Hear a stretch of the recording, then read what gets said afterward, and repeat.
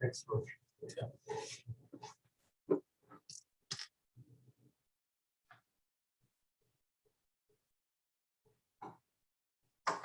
Dr. Pritchard, we're ready. Yes, sir. We are streaming now. We're ready. Thank you. I get a motion to reconvene the public meeting at 8:08 p.m. Motion. Second. All in favor? Aye. Aye. Aye. Good evening, everyone. Welcome to the April 22nd board meeting. Mr. Jacobs will not be joining us this evening, so I will be running tonight's meeting. Can I ask everybody to please join me and stand for the pledge?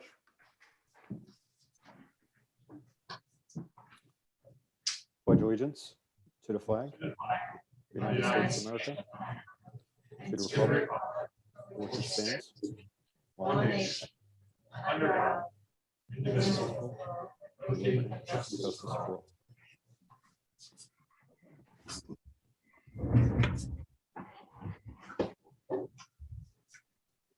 Thank you and welcome everyone. Apologize for the late start. We had an executive session before this.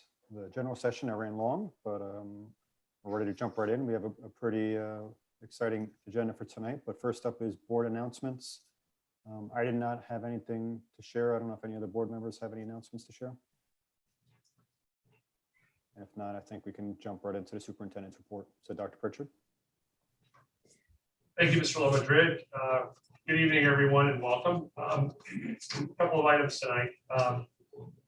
First, I'd like to introduce our PTSA reps this evening from our Tappan Zee High School, as well as our Red and White Club. We have Miss Jeannie Irizarry and Miss Casamano, who are respectively representing the Tappan Zee High School and also our Red and White Club. So I'll go left to right on the screen here. Jeannie, would you like to go ahead and give us your president's update? Sure. Hi, everybody.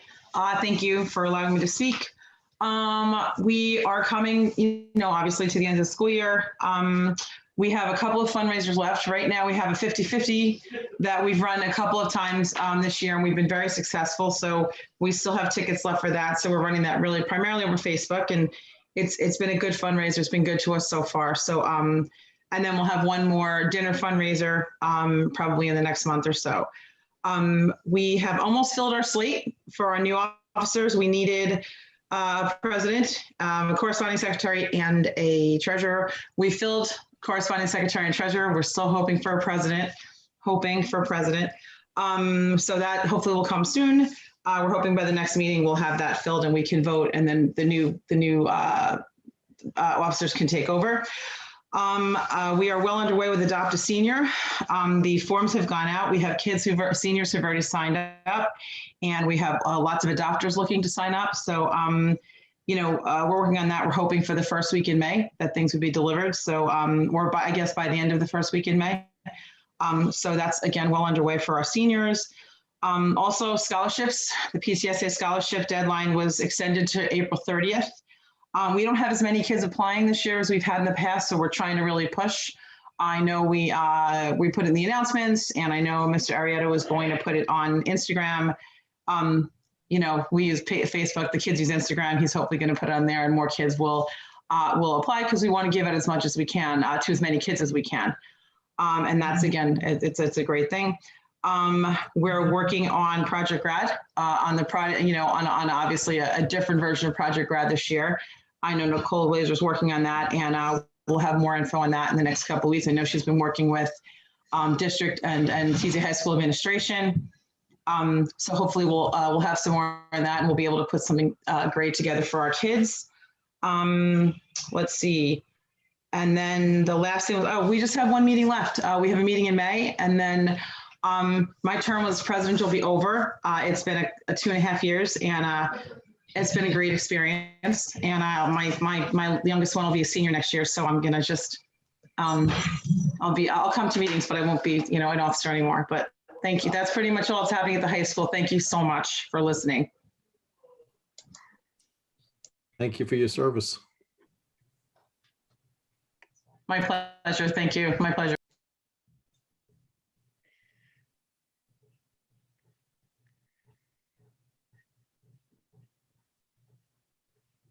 Thank you, Mr. Azari. Ms. Casamano, welcome, and we look forward to hearing what's happening with our TC Red and White Club. Thank you for having me. Well, it's been a different kind of year this year, but we've managed to fundraise a little bit with some clothing sales, and we did some masks and some magnets that actually did pretty well. Our concession stand, of course, is not opened at all, and that's our huge moneymaker, but we're able to get through the year, which is good. We also gave money to help with the senior banner this year, and we have 2 scholarships, $500 scholarships for people who are involved in the sports at the school. And we did have like no bites, but the last couple of days, we're actually getting some people that have interest in it, which is good. We're gonna be providing the alumni t-shirts like we did last year, and the frame picture to all the sporting seniors. And, we'll assist as needed with the PTSA for the, end of the year senior events. And luckily I have a full, I will stay on for next year, as along with 3 other cabinet members that are willing to stay on again for next year. And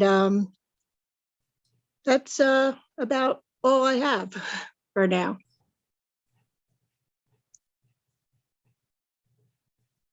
But it's all, Well, that's a lot, actually, I know. under the circumstances. That's fantastic. Yes. Well, thank you very much, Ms. Casamano. Does anyone have any questions for our much highly valued parents, reps this evening? No questions, just thank you for the update and the hard work, of course. Yep, you're no problem. Thank you. Thank you, ladies, for your service. Thanks. Next on the superintendent's report is on our agenda is update on in-person learning. And, certainly this is a topic that we were introduced to about a month and a half ago as it related to Cottage Lane Elementary School and William O. Shaper. This idea that that we are in the process, the slow process of returning our students to in-person while being mindful of the guidance that we've been receiving from the CDC, the New York State Department of Health, and to a much lesser extent, the Rockland County Department of Health, who is really more or less serving as an advisory role to the superintendents in the county. But the question that has come up has been, when will the South Orangetown Middle School and the Tepessee High School return to 100% in-person learning? And that's a complicated question. And for those of you who are unaware, or some of you at home, the CDC guidance treats elementary school return to in-person learning differently than the secondary school. And what I can do is at some point we'll be able to provide our families at home those resources and references online as to what those guiding principles were. But I know that we did make a commitment as a district to follow the CDC guidance. And we really didn't make any decisions as it related to returning to in-person learning for our students until that CDC guidance was published. And there were updates to it. I want to say, I'm going to ask the crew here, I think it was maybe a week or 2 ago. So it's fairly recent. I know it was before the 19th. It was right prior to, I want to say it was the Friday before, maybe it was even last Friday in terms of our ability to know, have a better understanding of what this guidance was. But the short answer to the question as it relates to when will the secondary students return, it's going to depend upon the public health information. And the short answer is that we are following the CDC guidance, and return to in-person learning will depend upon a number of factors relating to those public health data. According to the CDC COVID data tracker, and that information is published online, and it has been verified by the Rockland Department of Health. We are in a high transmission zone based upon the number of cases per 100,000. That information, again, can be found online at the cdc.gov COVID data tracker, and I will include that in my weekly report tomorrow to the community. I will do a brief information blast tomorrow to our families, just so one, that they know what the CDC guidance is, and also what data is being used to support that model. Last Thursday, the Rockland County Superintendents met with Maria Svoto and Kevin McKay of the Rockland County Department of Health. We had a lot of questions in terms of how we were to interpret the data, because the Rockland County Department of Health has published the COVID transmission rates as a rate of infection based upon rapid testing in the county. Those numbers have a 7-day rolling average of under 5%, which would represent a lower transmission rate. It's a different metric than what the CDC publishes. The CDC publishes a number of cases per 100,000. In order for us to not be a high risk or a high transmission zone, we're currently at 46 per 100,000. That would have to go below 35 cases per 100,000. When I asked Ms. Svoto and Mr. McKay, which metric should we use? Again, would that be the 7-day rolling average, or do we use the CDC prescribed category rate of high transmission zone? They said you will use the CDC rate, and that's what we've done. So Ms. Svoto and Mr. McKay relayed the following feedback from the Rockland County Department of Health Commissioner, Dr. Rupert. Dr. Rupert stated that it is up to the school districts to read and interpret the guidance as it suits their districts. The Rockland County Department of Health is not approving or disapproving plans. They stated that that is really the responsibility of the New York State Department of Health and the New York State Department of Education. The Rockland County Department of Health also stated that regardless of what the county superintendents decide to do, the 6 feet rule applies as the guide for contact tracing, exposure, and quarantining. If we were to move to 3 feet, as we've done in the elementary schools, we will likely identify more individuals to be quarantined. And lastly, the third item that was suggested by the Rockland County Department of Health Director, Dr. Rupert, was that the Rockland County Department of Health expects that school districts will be monitoring what happens with cases when we move to below 6 feet social distancing. And when we move below 6 feet social distancing, will really be a function of what the CDC guidance has stated for us. The superintendents at last Thursday's meeting were also told by Ms. Svoto and Mr. McKay that the quote COVID-19 transmission rate as presented on the Rockland County DOH dashboard should not be used as a determinant for school reopening, and that the superintendents should use the CDC classification, which is currently high risk. Some school superintendents in Rockland County have chosen not to follow this guidance. And I don't mean that to sound critical of the superintendents who have chosen to bring all students back K through 12, 100%, but they made those decisions prior to the CDC guidelines being issued. And I think once they made those decisions and communicated those to their communities, they found themselves in a situation where they did not want to renege. We in South Orangetown, as an administrative team, actually waited for that guidance to be distributed before we made any decisions as to what our plan would be. Moving to 100% for the secondary presents certain problems at this point. One, again, it would be in violation of the CDC guidance.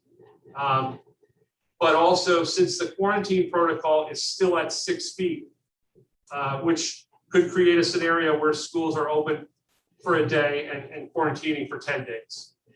And not to mention the increased risk of transmission.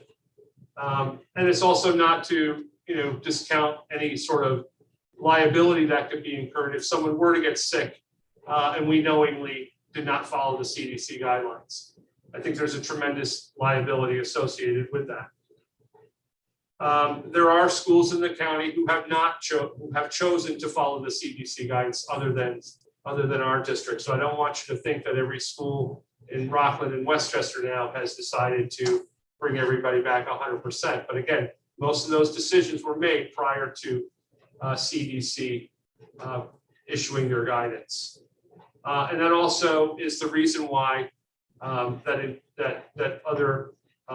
we've chosen to take a more prescriptive approach to following the guidance than some of the other districts. And I think that does account for some of the differences in our reopening strategies among the districts in the county.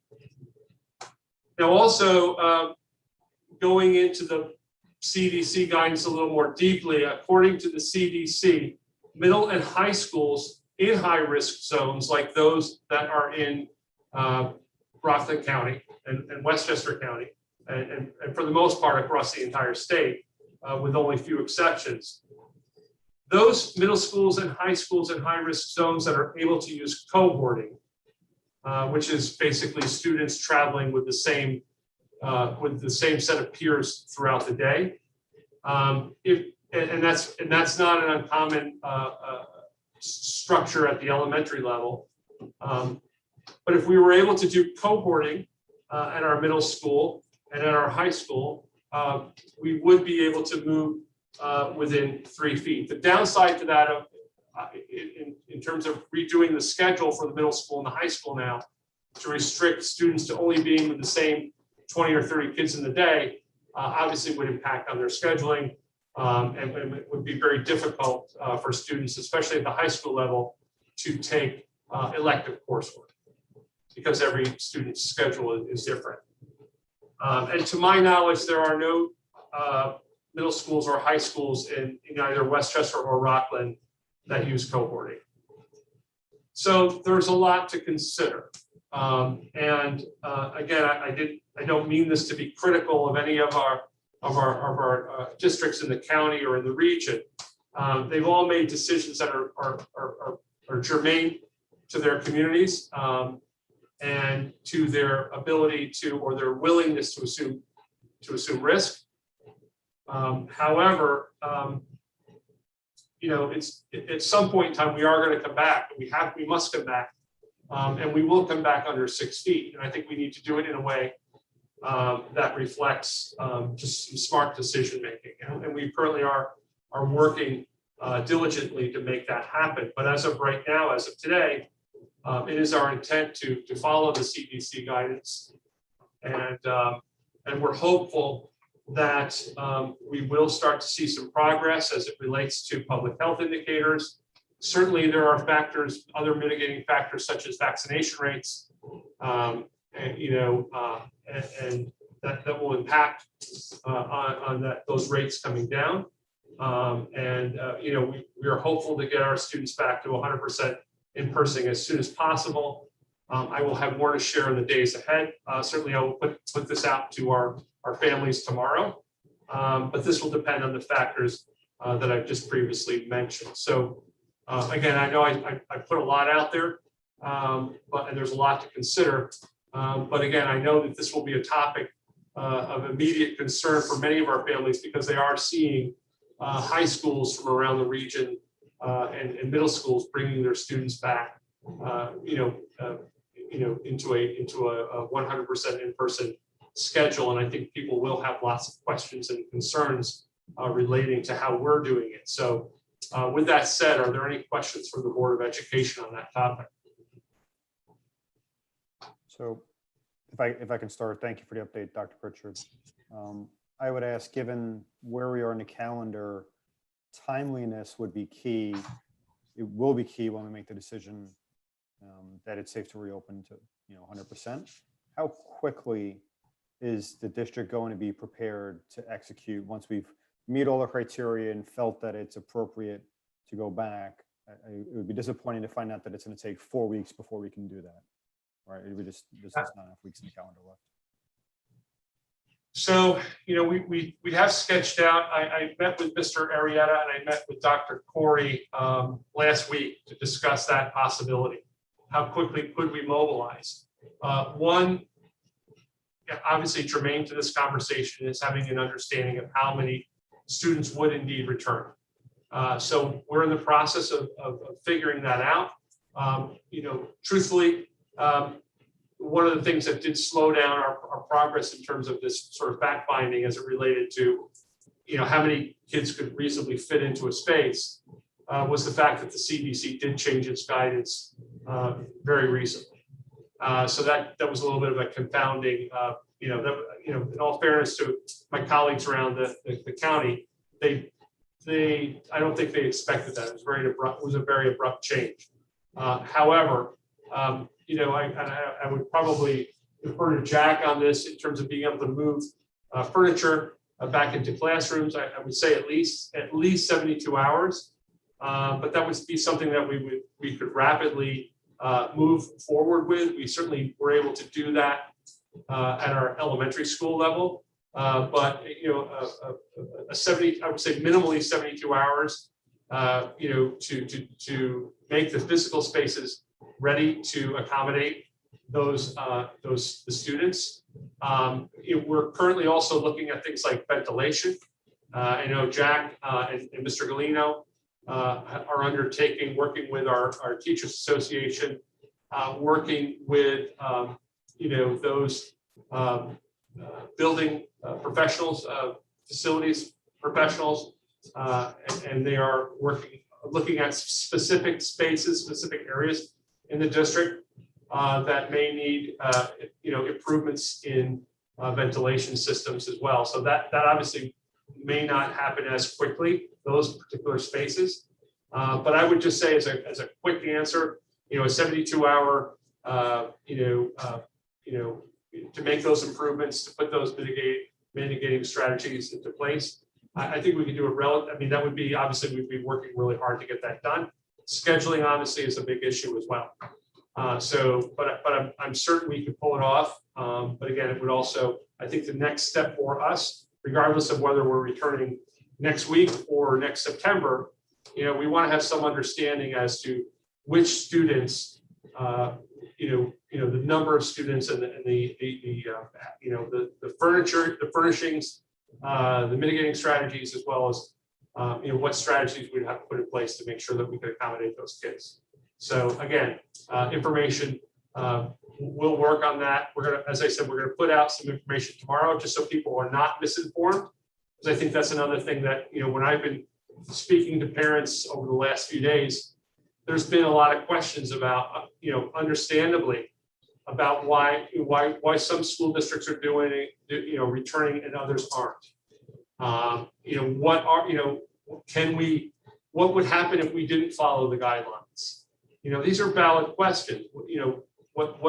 Is there some sort of process where parents can weigh in on this or be surveyed to, truthfully, it's very difficult to weigh in on the CDC guidance does seem pretty straightforward, but people do have questions. And I think that obviously people's emotions are running high right now. They're wanting to, people are wanting to get back into school. Others are afraid to come back to school because of the health reasons. But we'll do our level best to get that information, to understand that information, and put a return strategy that we're not going to make everybody happy, but we'll certainly do our best to accommodate as many students as possible given the specific needs of those children. So again, we'll start with that information effort. We already have, but tomorrow we'll start to get that word out to people so they're informed. I worked with Ms. Trolla today on developing a communication tomorrow for that. And then we'll start to gather information as soon as possible, just to get, like I said, so we have a strategy to put in place. But again, we're not moving. You know, I think that there's you know, two schools of thought here. There's the haste makes waste school of thought, which is kind of where I'm at, and then there's, you know, he who hesitates is lost. And I think there are some folks that feel like maybe in and around the county, they didn't want to ask a question that they didn't want to know the answer to. And I personally don't think that's a great way to proceed, particularly when people's health is at stake, and the liabilities associated with folks who could possibly get sick. And those are all things we want to avoid. And the point of my question obviously was not to be hasteful, but to the extent that we determine it is safe and appropriate to bring students back or more students back. I would hope we're working in advance of that for all the preparations, and that it's not, okay, now we can do it, but it's going to take X number of weeks to start developing the strategies and executing something. I want to make sure we're working parallel. I think it's days, it'll be days, not weeks. But again, it's very difficult knowing that, you know, there's a potential threat out there. And you know, we certainly, you know, once we feel as if it's safe to return and the indicators suggest the same, we will move quickly. And as always, we just, you know, have to continue with open and transparent communication, and as more information comes, you know, it's all about just sharing what we know and what our plans are. I certainly will. Are there any questions? Is there anything that you feel I may have missed tonight? I know this is a developing situation, you know, and I always, you know, after these meetings are over, I know I had made some notes and I've had some conversations, some FAQs. I think we'll be getting more questions probably as in the hours, days ahead, and I'll make sure I share that with the Board of Education. But if I've missed something, you know, and I always do, please let me know, and I'll be happy to respond as quickly as I possibly can, and I'll do it as openly and as transparently as I can. Thank you. Does anybody else have any questions? All right, thank you. Obviously, more to come for sure, but Oh, absolutely. This is a big issue, and you know, we certainly want to treat it with the respect that it deserves, and we want to embrace, you know, certainly, you know, and our seniors are special to all of our kids are special to us, but you know, we don't have that much more time with some of our kids, and we want to make sure that this is special for them, you know, and that this is joyful. We did a really good job last year, I think, in terms of responding very quickly as the situation changed. We're good at that, and sometimes the turnaround on that is overnight. So again, know that this is something that we're taking very seriously, and you know, I will text you as things come up, and certainly as you hear things in the community, please feel free to relay them to me so we can address them as necessary. And Dr. Pritchard, you mentioned seniors, and for the rest of the group, I believe we talked about potentially next board meeting, having you and Mr. Arrieta share an update on what the plans are for the senior cohort. Yes, absolutely. I will certainly coordinate that with Mr. Arrieta, and we'll be prepared to brief the board on those events. Appreciate that.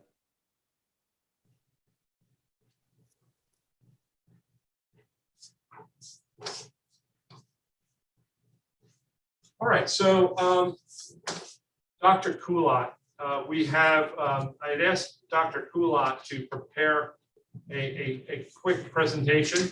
I know that last week, as we started to get into budget development, we started to talk about things like learning loss and sort of our alternative strategies to making sure that our students are well prepared to continue with their educational programs next year post-pandemic, or as we plan to come out of this pandemic. And we want to make sure that that we accelerate their opportunities and their learning strategies in light of the fact that they've been through a tough year. So for starters, we thought that, you know, having a conversation about what's happening this summer would be a great starting point and a great presentation for this evening. So Dr. Kulat and Dr. Tessick have prepared a joint presentation on summer programming. So Dr. Kulat,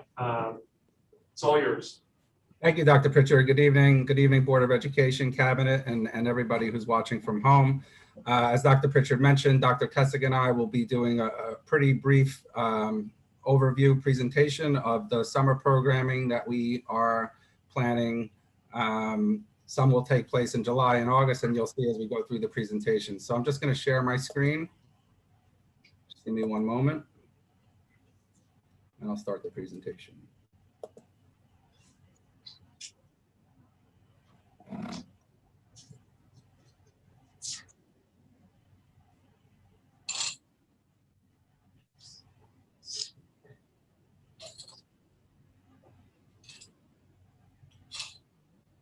Okay, so good evening, everyone. This is typically the time of year that we do come before the Board of Education and the public to talk about summer programming.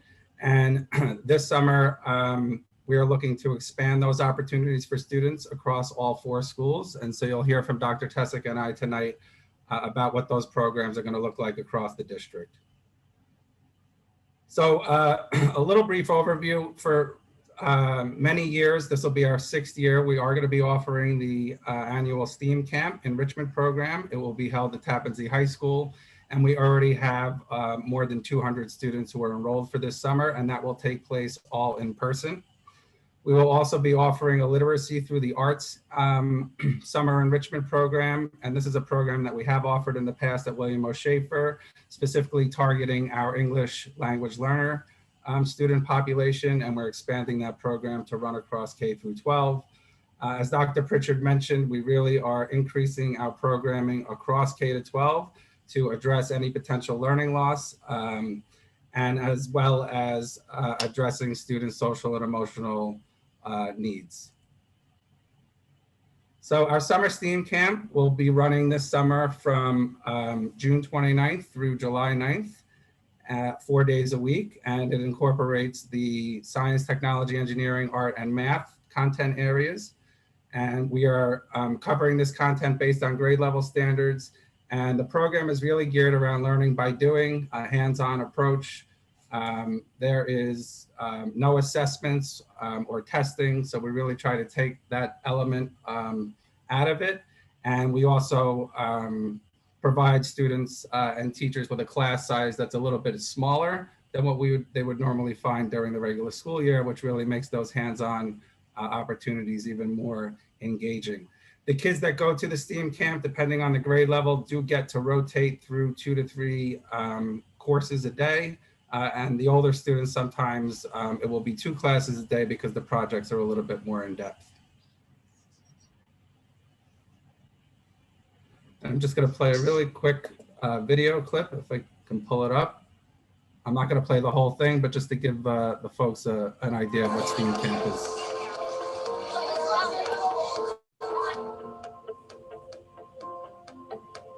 Excited to be hosting our summer STEAM camp, science, technology, engineering, art, and mathematics. And it's a great way to keep kids engaged in some educational activity over the summer. We're having a great time. They enjoy every minute of it. It gives the kids an opportunity to explore what they love in an informal environment. This is a great chance to do this. We jumped right into the hands-on stuff. We're using circuits. I line them up right here. They're creating Artbots. It puts together LED lights, batteries, positive and negative energy. I'm gonna go get more LEDs. They're using Sphero robots. And they learned how to drive them. We're trying to make a square, and we're going step by step so we can see if there's a problem. How is this going to work? Why is it going to work? How to code the little sphere to be able to move the way that they want it to. So they're really learning a lot about their programming skills. Our STEM camp or physics is working on making some sound speakers. Just using basic materials, little cups, coils of wire and magnets, plugging their Artbots. And then in the middle, we put another cup here to make it bounce. Their challenge is to create jellyfish, clownfish, and a starfish using trash. We can help people stop littering and make the ocean clean. So it's a bit of engineering, definitely some creativity and artwork. Lots of cooperation with their team members. Today we're going to focus on trees. And we went looking for seeds out in the courtyard. So just in the interest of time, because I know we said this presentation is going to be brief and it's getting a little bit late, but this video is available on the Curriculum and Instruction website, along with many others if you care to watch the rest of it. One of the best things about the STEAM camp, and there's a lot, is that we have over 25 teachers, many of them who've been returning summer after summer, that span across K-12. So even our youngest kindergarten students oftentimes will have an opportunity to engage with teachers that work at the middle school and high school. And what we've seen over the years is it's really nice when the kids get up there and they already know their teachers. Just waiting to go to the next slide, sorry. Hopefully. Okay. One of the other programs that we'll be running, and this is going to take place across all 4 schools, is a multisensory reading and comprehension program. Typically, we do offer summer reading at William O. Schaefer. We have for many years, but obviously this year with the loss of in-person instructional days, we wanted to make sure that we're offering this program across all 4 schools with an additional multi-sensory approach to addressing students' literacy needs. The other program that I just wanted to talk about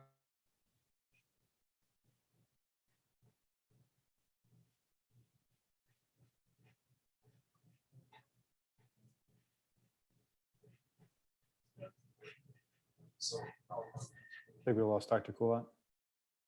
It's going to cash in some of his Marriott points.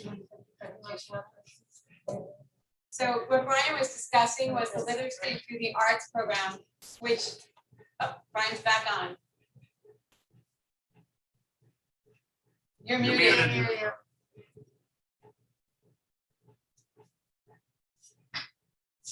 Alt A. Maybe if you share the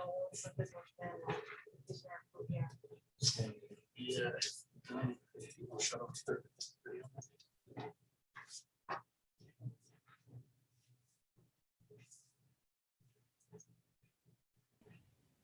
Sorry about that. Can you guys hear me okay now? Yep. My apologies.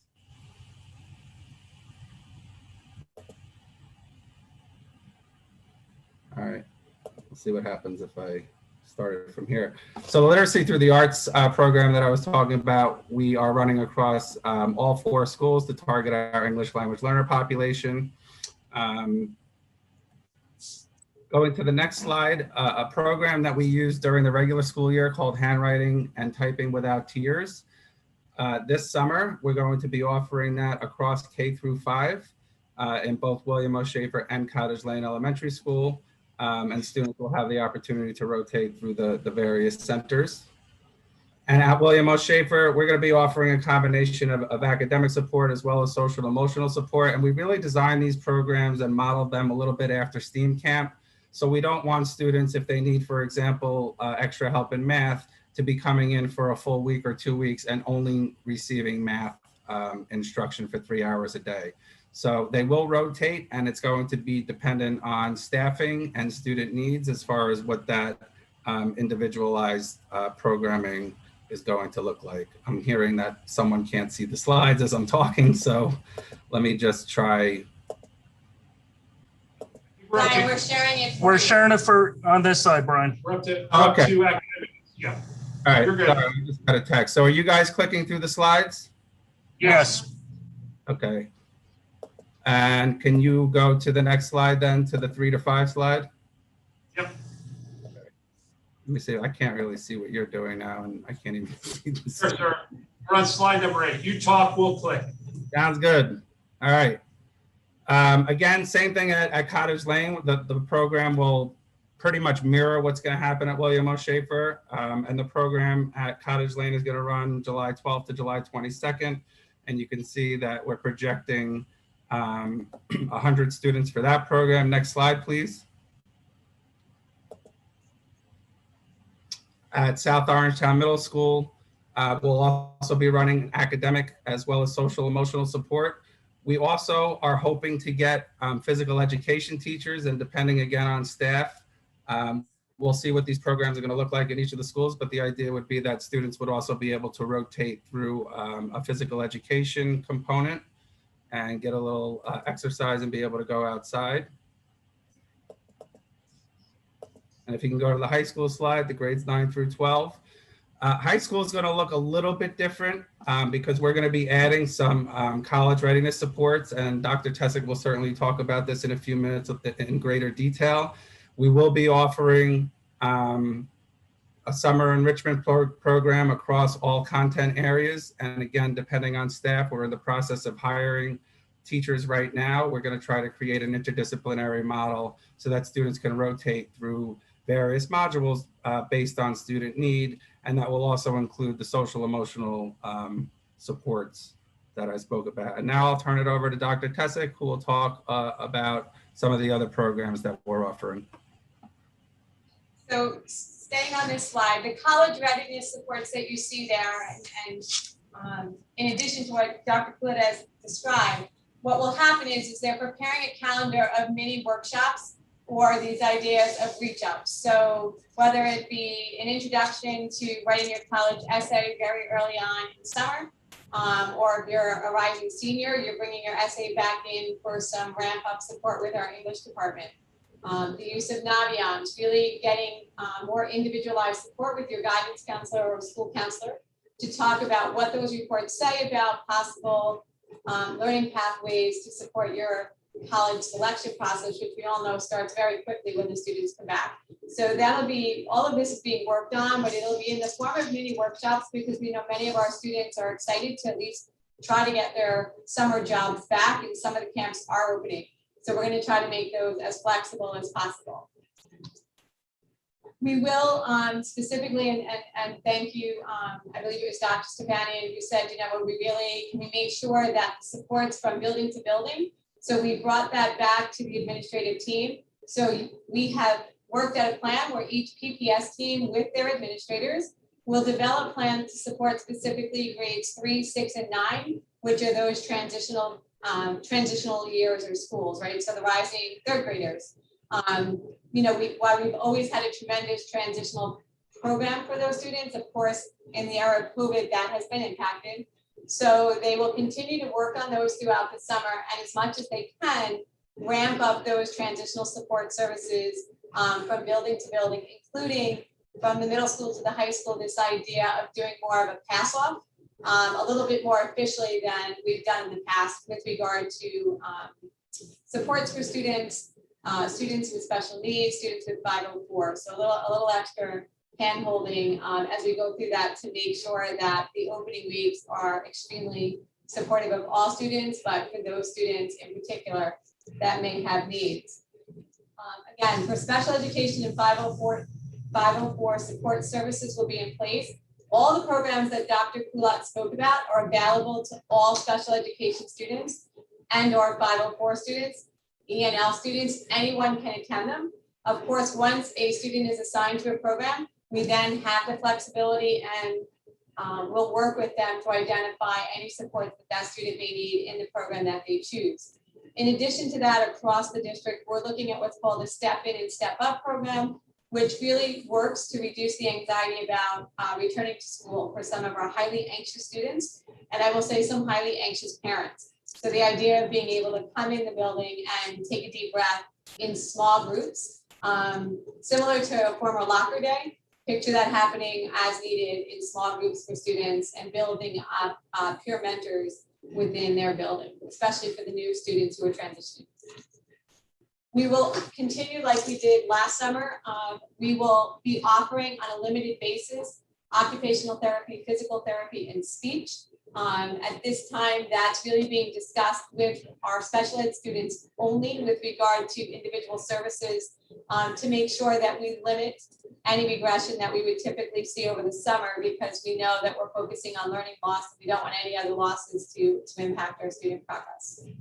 More information will be coming out about that to our individual parents and special education students, but it is our occupational therapy group and our physical therapy group that is running the handwriting and typing tier-free clinic, if you might, for the K through fifth graders in the district. And I'm pretty proud of them stepping up and taking that on, because that's a huge piece. And many of our kids have spent a lot of time typing, and parents are reporting that that's been a great deal of stress and they've lost the art of handwriting.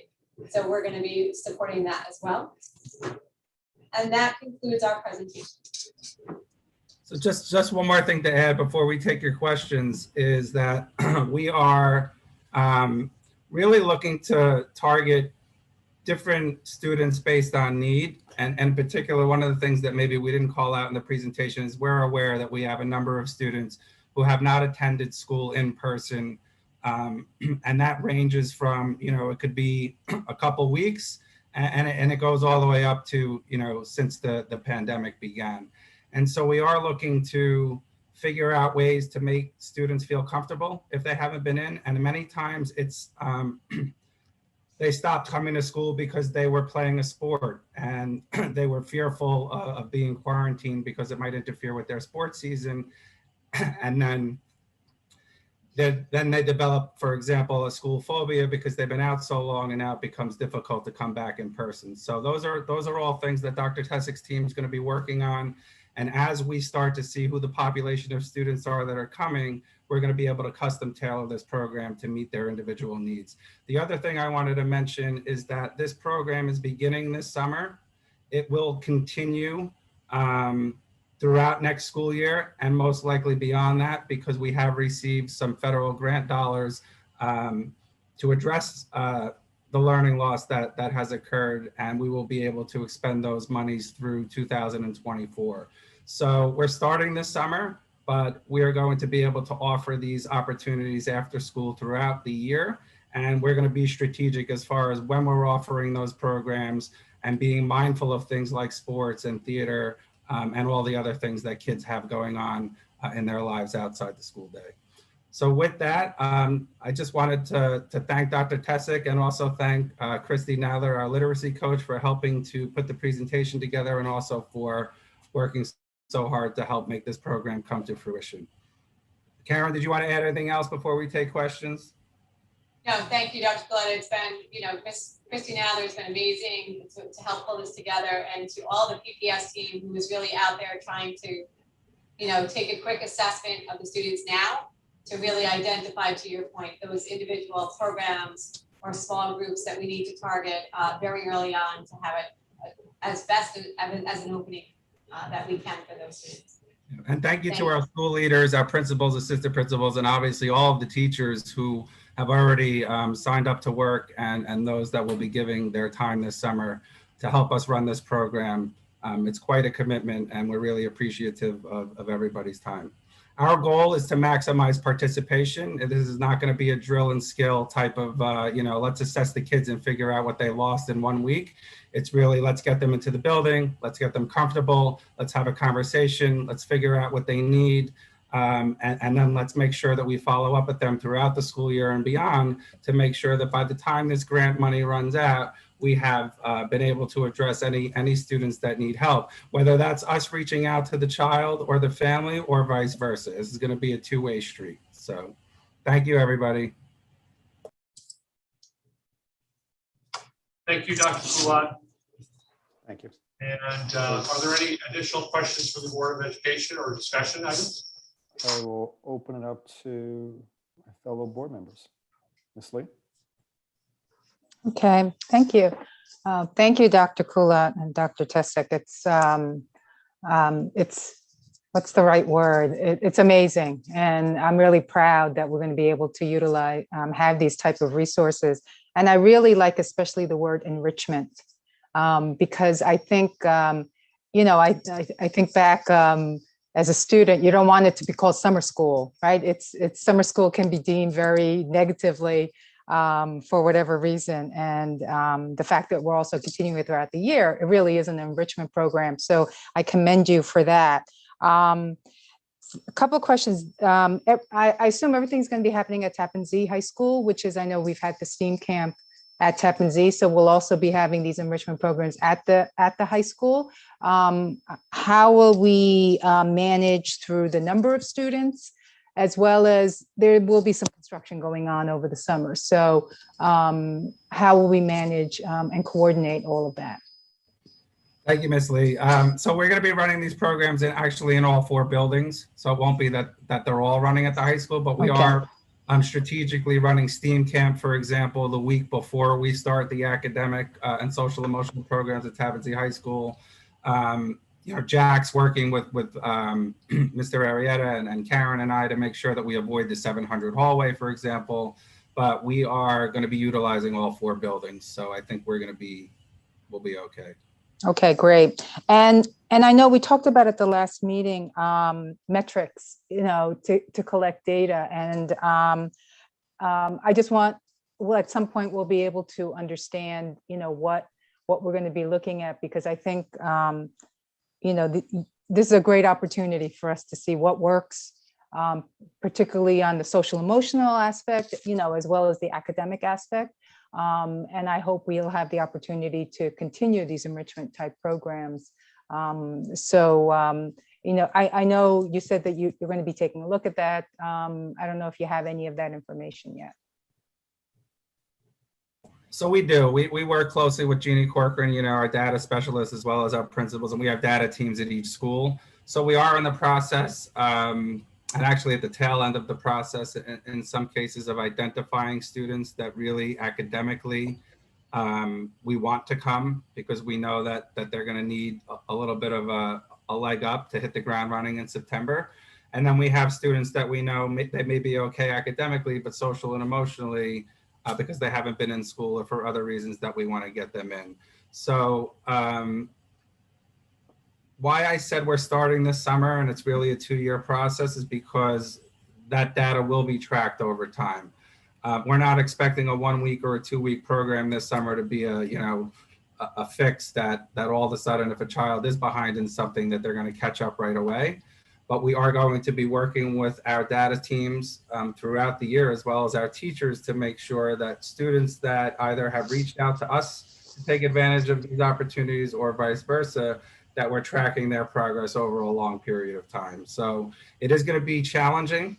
And to your point, especially the social emotional aspect, but that's something that we're very committed to, because we want to make sure, like you said, when we run these programs, which ones worked really well, which ones didn't.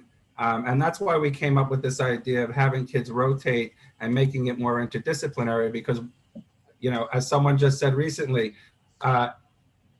if you're being targeted to come to summer school simply because you didn't do well in school, are you really going to want to come? And so we're really going to try to make this fun, hands-on, and the assessment and all of that stuff will naturally happen because teachers are formatively assessing their kids all the time, and we have a lot of data to look at. So to answer your question, yes, at the end of this, certainly from a student data perspective, and then also from a programmatic perspective, what worked, what didn't work, and what can we build upon? So thanks for the question. Karen, do you want to add anything? Because this is your wheelhouse too.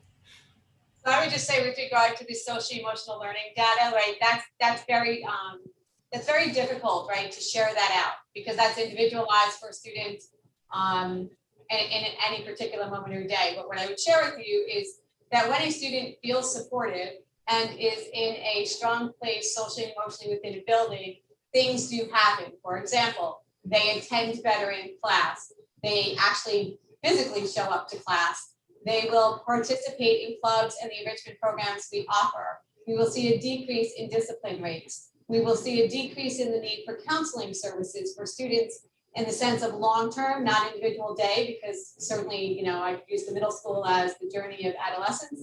Yeah, they're gonna probably still visit their counselors, but it's that what we call that peak trial, right? So that type of data, although it will be soft data compared to the formal assessments in math or English, that data certainly will exist and continues to be looked at even currently as we try to target chronic absenteeism, for example. So we will have that data coming forward, but it is softer data, if you might, compared to some of the other areas. Yeah, I mean, absenteeism was what I had in my mind, that I could see how these enrichment programs could contribute and significantly improve the absenteeism. So I'm glad to hear that. One last real quick question on the college readiness support. Boy, that's a tongue twister there. I was really excited to see that there. And you said from those lists of programs were under the high school 9 through 12. So am I interpreting correctly that you could be a 9th grader or an 8th grader, I guess, and you just finished your 8th grade, right? So you're a freshman, you're entering 9th grade, and they'll be able to tap into that college readiness support? So yes, so the middle school connected with Naviance. That was something that members of the board as well as other parents brought to our attention, that it was a very powerful tool that we felt we were underutilizing to support our students as they navigate the college and career process. So we started integrating Naviance into the middle level. COVID, of course, put its own little claws into that. But our counseling team at the middle school and high school are collaborating on that. And in fact, I do expect more information coming out on an actual college and career curriculum that we're looking at embedded into Naviance for all of our students, that will spread out through basically 7 through 12. There'll be a continuum and almost like a curriculum map like we did in the Comprehensive Developmental Guidance Plan that will now focus on that too and draw that out for us, which would be amazing, so that we can set targets and deadlines for students very early on, just instead of the rush at junior year, right? So that's the hope. Oh, that's terrific. I'm glad to hear that. Will you also be integrating in that the whole scholarship and grant application process? I mean, I'm just thinking about what the PTA members were talking about. And I remember just, for my own daughter and my experience, you forget about it. Some of the kids don't even know that all this money is available. And I just want to make sure that that's integrated into that college readiness support. I will certainly make note of that, but I do believe that was considered, but I will make sure of that. Great, thank you. Thank you.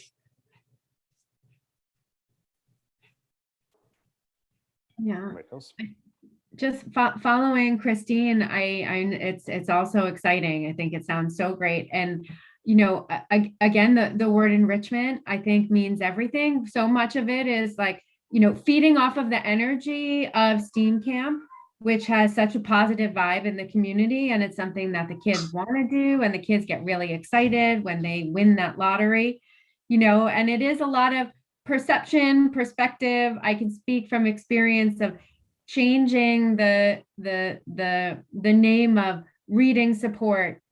At my youngest son gets RTI reading support, and calling that reading club instead of reading support has changed his perspective on that, and it becomes something that is something that he wants to do. So I think that means everything. So I think and all the programs sound so great and exciting. I just logistically, I was just wondering how transportation will work. Are we offering transportation? And there's a lot of programs, that's a lot of kids.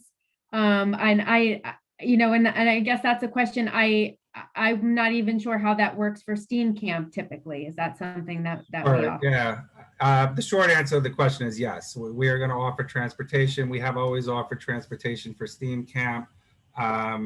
It's going to be challenging, and that's why we're lucky it's April and we're starting now. One of the things Karen and I talked about was, figuring out who are the staff that's going to be available to work. Now that we have that and we have our team, we're able to identify the students, and then the transportation will fall into place. But we definitely do plan to provide transportation for those that need it. But there could obviously be some logistical challenges that we'll have to work through. Okay. And then just enrollment, when will and how will enrollment roll out to people? And I know you're saying it's available to everybody. Right. So is it first come, first serve, like STEAM camp, or not first come, more a lottery like STEAM Yeah, camp? so it's going to look a little bit different in each of the schools. So I don't want to say it's going to look exactly the same across K-12. Obviously, the high school kids who are coming into ninth grade, there's going to be a special program that's going to be done for incoming ninth graders that feel like they need it. So there will be an identification process, which has already started. Again, I think the principals and assistant principals needed to know who was on their team first, so they can design the program. I'll just give you an example at the high school level. If I have 3 science teachers, 2 social studies teachers, I have a PE teacher, but I don't have a science teacher, hypothetically, the program's gonna look a little bit differently. So far, it looks like we're getting a nice balance across the board. So we'll be able to design a nice interdisciplinary program for the students. We will be reaching out to families, to students, to offer opportunities for academic support if we notice that there is an area that they can benefit from getting support this summer in. Same thing's true for the social emotional support piece. I know Dr. Tessick's already been working with her teams and they've already identified some kids that they know they want to reach out to come in. At the same time, when we announce these programs, we're going to work with Jen Citrolo to put out a general communication. Obviously, parents and students can also reach out to us to opt in. We will have a capacity limit based on staff because we want to keep the class sizes reasonable so that we can have an effective enrichment program. Any students who want to come this summer who potentially can't, I don't anticipate there'll be a lot of them. Hopefully there'll be none, but we will make sure that we address those students in the fall, winter, and spring throughout the year. So this program is really going to be going on for a while. So it's really just starting this summer. Great. I think that sounds like the best part, that it's ongoing. Yeah, it's exciting. Great. Thank you. I don't have any questions. Just it sounds very exciting and good luck. Thank you. So I agree with all the comments and sentiments. Terrific work and really exciting. I just two quick questions. One for Dr. Tessick. I believe you had one slide you were talking about some of the other services such as OT and PT. And did I hear you correctly that those services were only going to be available for students that are currently in special ed? So they will get the priority with regard to, because that's on their IEP. So yes, they will get the priority. However, the handwriting and typing without tears is being run for our K-5 students, open enrollment, so that they also can get occupational and physical therapy supports. Again, knowing that that was something that COVID put in jeopardy, right? Handwriting, it's a lot of typing. So we recognize the need for that. In addition to that, all of the buildings do use those 3 related services in RTI. So if we don't quote unquote fill a seat, we will then move to RTI students. And then, again, I think I'm more worried about we're going to have too many students than I'm going to have available time periods, because that's a really small group of service providers. So to Brian's point, they know that then we'll wrap it around in the fall and we'll continue to increase. And they've been really open and excited to do that. And that's something we did start. We were able to start in person last summer when COVID hit. We were actually able to do those 3 related services individually to keep some of our students floating through their summer, because some of their extended school year programs were not available to them.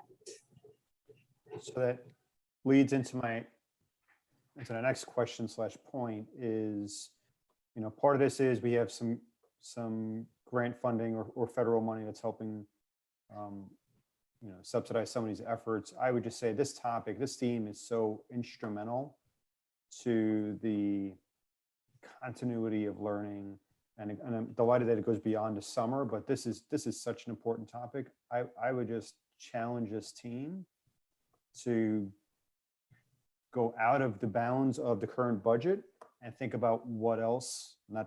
Fantastic plan and really excited to see it.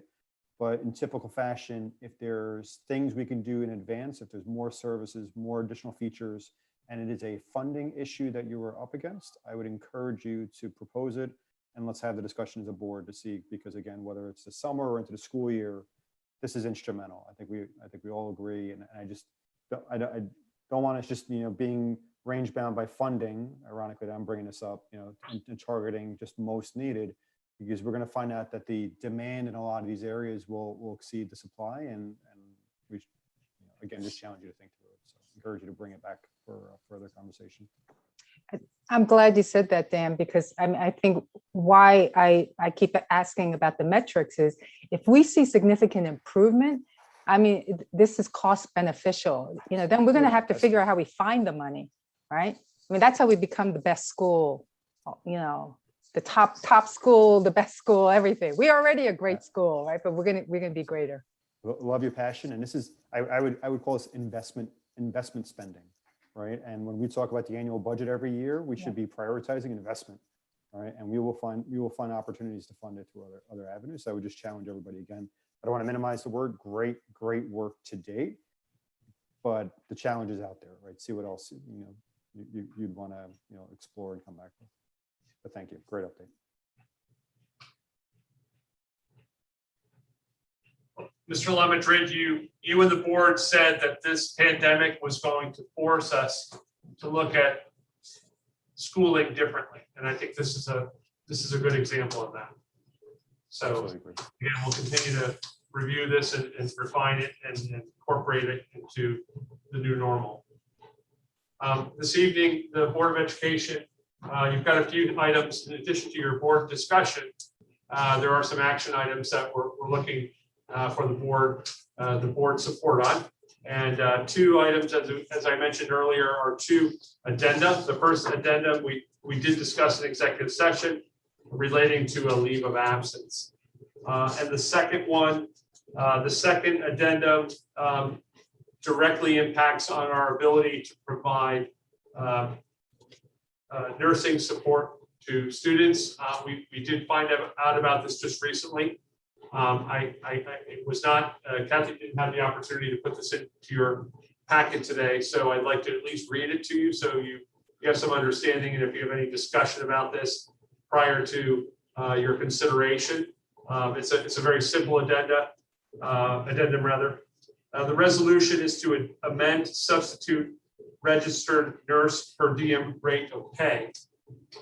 Be it resolved that the Board of Education hereby approves the per diem rate of pay of $150 per diem for substitute registered nurses for the remainder of the 2020-2021 school year, effective commencing April 23rd, 2021. And again, I would prefer not to walk these things in, but again, it has a direct impact on our ability to procure these services in support of a student, and I prefer not to wait. This was one of those items that I felt, because it did impact on students, there was an immediate need, and I would certainly request your support on this evening when it comes to it. And then the third item that I think requires some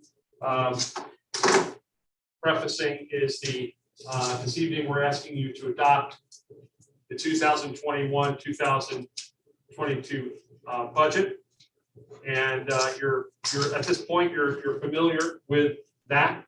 There is a resolution for your consideration. I'm just going to ask Ms. Girandola just very quickly, because I know we had a workshop last night, and if I could just provide you with some salient points.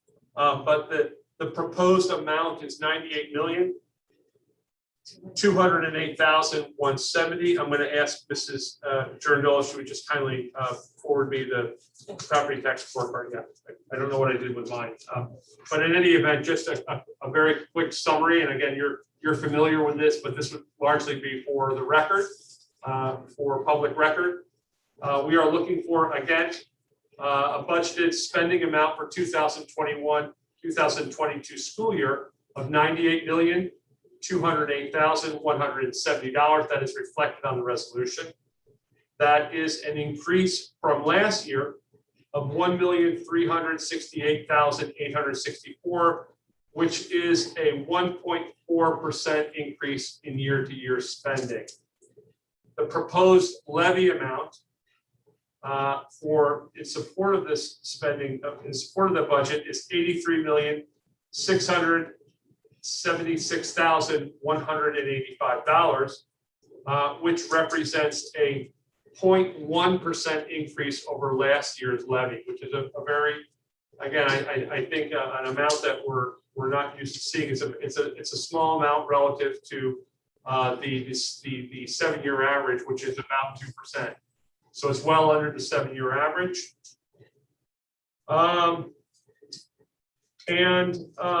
Additionally, we have prepared and we will prepare for you the 3-part budget. We have provided that you are going to adopt these amounts this evening. We'll set forth and working on our 3-part budget, the 3-part component, the administrative component, the program component, and the capital component. And we'll have more information to share on that on the 6th. But again, this is related to your pending your approval this evening of the resolution approving the $98,208,170. Mrs. Girandola has also prepared prospectively the contingency budget amounts, again, which we will go into further detail on May 6th when we present this to the public. But that would represent a reduction to the proposed amount of approximately $2,286,656,000, roughly $2.2 million.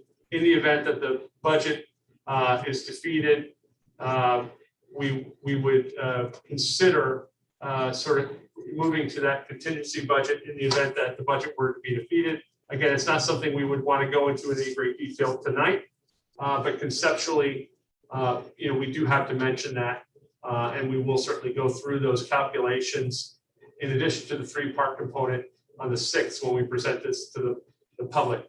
But by now you should be familiar through your hard work in our workshops over the past several weeks developing this budget. And this evening, we just want you really to consider that one number as it relates to the resolution, and for your consideration this evening as part of the adoption of the 2021-2022 budget. So I just felt that just needed a little bit more illumination prior to. It's a very significant event this evening, and I think it's one that a lot of thought has gone into it under very highly unusual circumstances. But again, I'm proud of the work that we've done, and I say we, the governance team, the Board of Education, the people sitting here in this room, and I think that. For your consideration, this evening, it'll be certainly it's a budget that I can wholeheartedly recommend for your approval. And that concludes the superintendent's briefing for this evening. And at this point, I'll turn it back over to you, Mr. Lemaitre. Great, thank you, Dr. Pritchett, for the update. All right, next up is board discussion. First item is committee report. So I'll also kick us off. So we did have yesterday Finance Council with the participation of some of our board members as well, where the budget and some of the material that the board has seen from last week was shared with Finance Council and gone through in more detail, covered a number of topics, including fund balance, the various reserves we have, the tax cap, et cetera. So I think it was a very helpful conversation to go through, and of course appreciate the work done by the Finance Council. So I think that was a great meeting. Have there been any other committee meetings or any other updates MD has? Yeah, we also had a policy committee meeting. I think it was yesterday, right? We did go over 2 policies, 1130 and 8636, media relations and communication and social media. It will require a bit more follow-up. We met also with our attorney, so Julie was present there. So you won't see anything in any of the, immediately, but we're hoping to get that resolved for a follow-up meeting before the end of the school year. Terrific. Appreciate the update. Any other reports? Okay. Next item up, just a discussion on the agenda. As Dr. Pritchard mentioned, there are 2 addenda, both in certificated personnel. I think everybody's aware. Anybody have any other questions or discussion on the agenda for tonight? Okay. And I'll just use the opportunity to just to say thank you to Cleo and as well as everybody in the district. Admin side, putting together the budget is always an exciting process. And I know it's a significant amount of work that goes into it. And we are grateful for all the hard work and dedication to get us to this point. I think it was a very well thought out budget. And we brought in all the various stakeholders. I think everybody feels like they had a good chance to review it. They had a sufficient level of information as well as good opportunity to participate. So appreciate everybody's flexibility and hard work on it. So thank you. Okay. All right, with that, if we can move to the consent agenda, if I can get a motion to approve the consent agenda items 6 through 11 and the addenda for P16 certificated personnel agenda. Motion. Dan and C15, the other addenda. I apologize. And you said C15? C15 and P16, yes. Thank you for correcting. Apologize. So for both C15 and P16. So moved. I'll second. Thank you. All in favor? Aye. Aye. Any discussion? Thank you. Next item up is the resolution on the school budget. So this is a separate vote. I'm going to actually read the resolution. So if you can, everybody can bear with me before we vote. So this is the resolution to adopt the 2021-2022 school budget. Whereas the Board of Education has received and reviewed a proposed 2021-2022 school budget from the Superintendent of Schools, inclusive of the information provided on the property tax report card. And whereas the Board of Education concurs with the Superintendent's presentation of this budget, as well as his recommendations with respect to all budgetary matters for the 2021-2022 school budget. Therefore, be it resolved that the Board of Education of the South Orangetown Central School District presents to its voters a proposed 2021-2022 school budget of $98,208,170.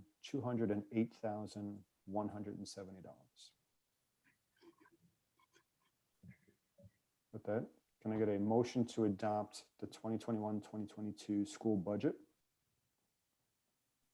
So moved. Second. Any discussion? All in favor? Aye. Aye. And with that, next item up is new business. Just went over my notes. I don't have any items. Anybody else? Terrific. So then with that, if I can get a motion to adjourn tonight's meeting at 9:26 p.m. Motion. Second. All in favor? Aye. Thank you, everyone. Again, appreciate all the hard work getting through both the presentations. We're terrific tonight and also the budget. So appreciate everybody's hard work and diligence and appreciate everybody's time tonight. So have a good night. Night. Good night, everyone. Thank you, everyone. Thank you. Good night.